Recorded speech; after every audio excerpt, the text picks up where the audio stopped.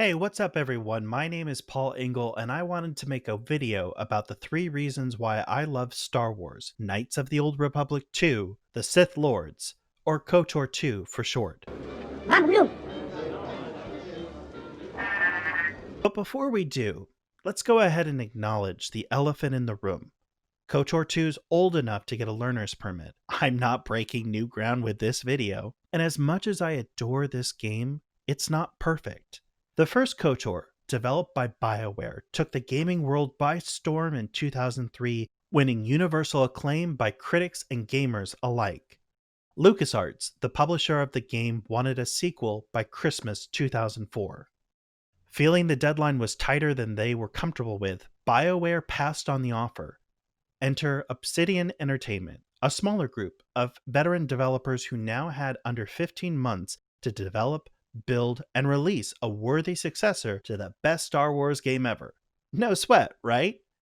As anyone who's ever taken on a huge project, especially anything to do with software knows, you gotta have a critical eye to what went well and what didn't. KOTOR 2 launched to solid reviews and respectable sales, but software bugs and glitches led to a feeling that the game was rushed and not fully complete. But with a devoted fan base spending a decade restoring game content with mods, the KOTOR 2 experience has never been more complete or smoother. So, without further ado, let's jump in and break down the 3 reasons I love this game. Number 1, the gameplay. To be fair, this isn't a knock on BioWare, as Obsidian couldn't have completed work on this game but for the first KOTOR's game engine, which they used to springboard onto something better.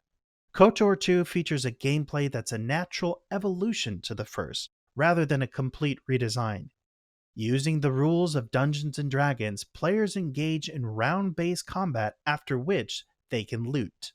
KOTOR 2 removes the hard level 20 cap. Instead, you hit a soft cap by running out of XP to gain by around level 25 to 31, depending on if you're using mods. Crafting is improved and you can break down chemicals and components to build potent end-of-game upgrades. In KOTOR 2, you start out as one of the 3 classes familiar to fans of the first KOTOR.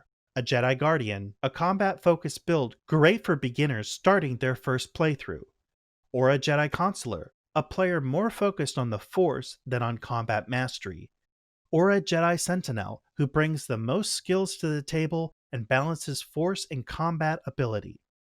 But by level 15, you can achieve a Prestige class, a class specialization in which you can build upon your original class choice, or you can choose a completely new type of training to build a hybrid. While the first KOTOR featured hours of rich conversations you could have with your party companions, KOTOR 2 takes it a step further with influence. While conversing with your companions, you now have opportunities to choose options that will increase or decrease influence based on their personality and perspective.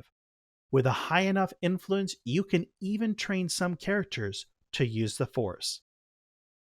Quick note before we jump in. If you've not played this game and anything I've said in this video makes you want to, run. Do not walk to Steam, where you can pick up KOTOR 1 and KOTOR 2 today, because we're about to head into the land of spoilers. Number 2. The world of KOTOR 2.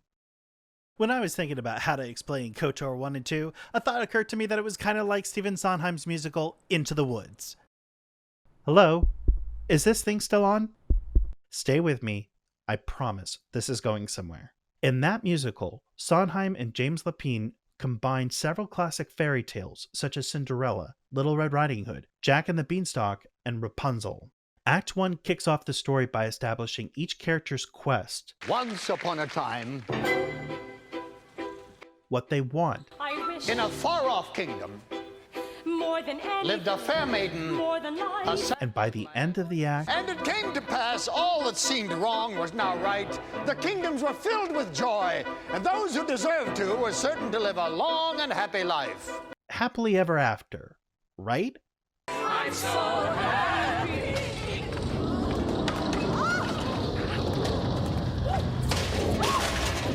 Not quite.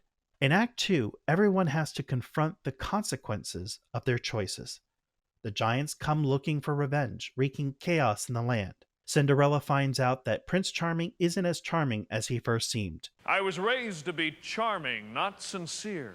And the baker and the baker's wife discover that child rearing is made all the harder when there's a giantess leaving house-sized footsteps in her search for vengeance. So, at a very rough level, we can use this narrative framework to understand the traditional hero's journey in KOTOR 1 and how KOTOR 2 blows it all up. In KOTOR 1, you play a Republic soldier on a mission to rescue a Jedi and end up trying to save the galaxy from Darth Malak, a sneering Darth Vader type with an evil laugh and a world-destroying evil empire. In the interest of avoiding spoilers for the first KOTOR, I'm glossing over a huge plot twist. Seriously, that game rocks, and I highly recommend you play it. But it does follow a pretty traditional Star Wars hero's journey wherein the hero sets on a quest, discovers force powers, and has to do battle with the final boss, either to save the galaxy or rule it themselves. So I adore this game, and I think it's fair to say that BioWare did a bang-up job creating an original story that stayed true to the established binary of the light side being good and the dark side being bad.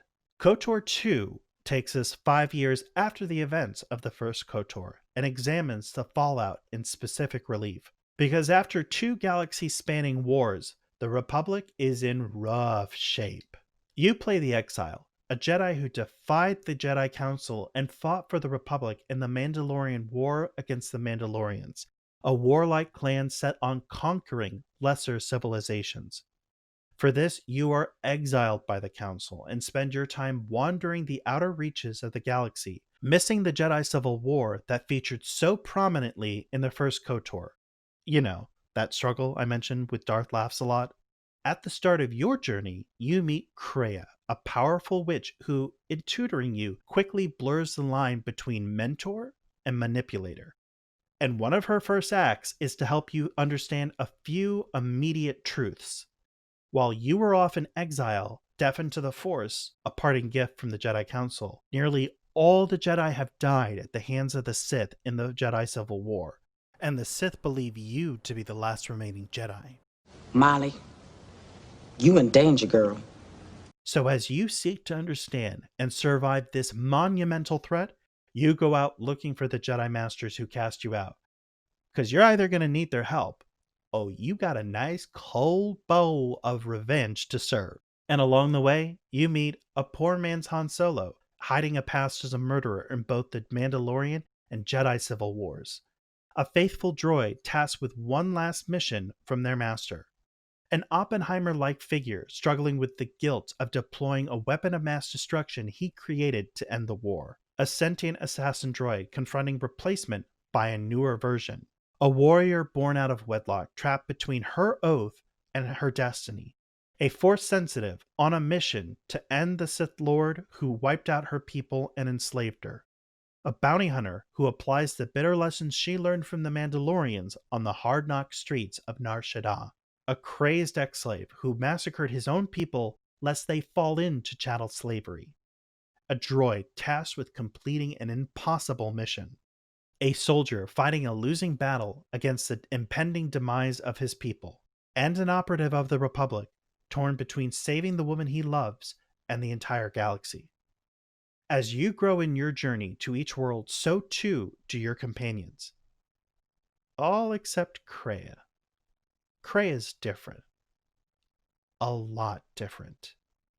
You two share a powerful bond that has literal and lethal implications for your destiny. And it's in Kreia that KOTOR 2 becomes a Star Wars story we haven't seen yet, and most likely won't see again. To best illuminate the wide expanses of Kreia can't be bothered to give for the Jedi or the Sith, one only need witness Kreia's lesson of the beggar. In the unforgiving recesses of Nar Shaddaa, you're met with someone down on their luck, and you have 2 choices, charity or cruelty, and for either one she will lecture you. Against this backdrop of the Republic not long for this world, there's a grit in Kreia's iconoclasm. It's not that she believes in nothing, But the wisdom gained from a lifetime traveling the galaxy, studying the higher mysteries of the Force, cannot be done in the hermetically sealed ideological bubbles of these two Jedi religions. And it's the Force's predestination that Kreia finds so objectionable. As the exile, your whole quest begins under the belief that you need to find the Jedi who took the Force away from you.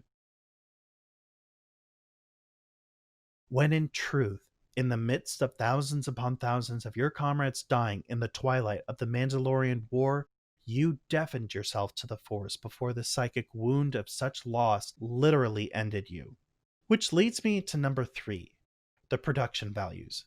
While your mileage will vary with each companion, there is, and you probably can't believe I'm saying this, a Disney Princess I Want song for each one that indicates a deep unrest about where they are in life, There must be more than this provincial life. a deep yearning for something, I want more. and an obstacle that prevents them from getting there. And this is a credit to the game's lead designer Chris Avellone, who, along with his team, had the vision to take Star Wars to a philosophically darker place, to question if the lines between good and evil were so neatly drawn as George Lucas's vision might have suggested. And if you're in the camp that the visuals have not aged well, it's the performance and the writing that has kept me in love with this game for over 15 long years. From the tongue-in-cheek, Statement. I shall up the charge of your circuits next time. Now, answer the question. Posturing statement. I will never talk. Statement. Then I will have to settle for your screams. That is one sick boy.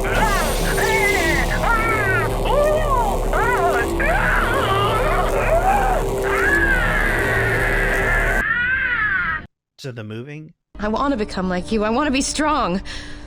I don't want to be afraid or alone anymore. I don't want to keep running and looking and never feel like I'm finding what I'm looking for. I am tired of being hunted. When the galaxy takes something from me, I want the power to let go.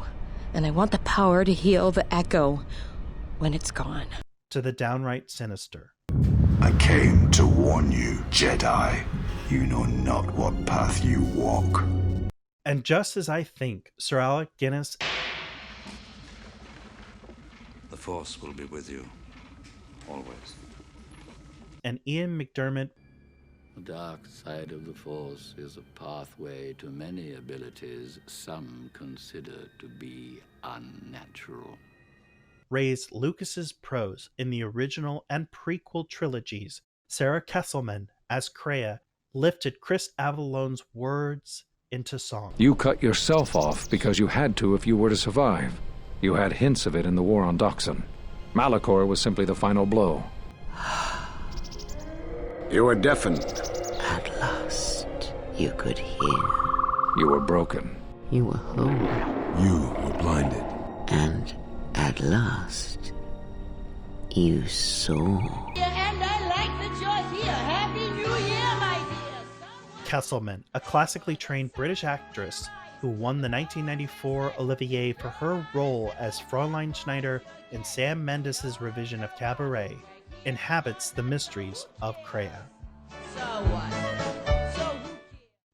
All while delivering a masterclass on the power of voice and craft as she nails each line reading. It is such a quiet thing to fall, but far more terrible is to admit it.